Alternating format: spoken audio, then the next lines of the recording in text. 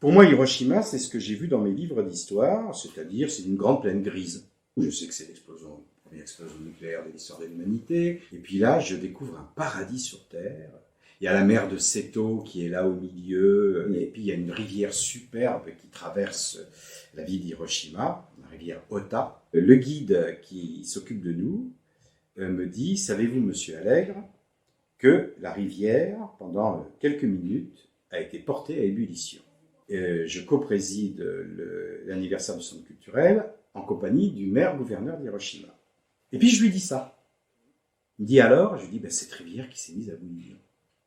Il me dit, mais écrivez une pièce là-dessus.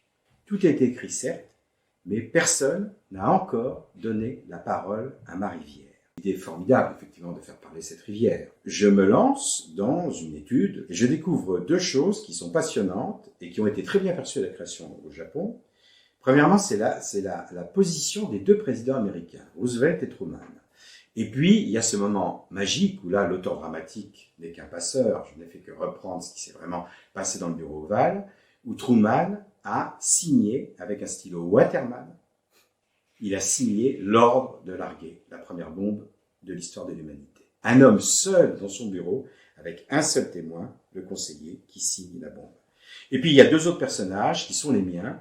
C'est parce que je me suis dit, il faut matérialiser le peuple japonais. Et donc, j'ai choisi qu'il soit matérialisé par deux enfants. Voilà un petit peu l'ossature de la pièce.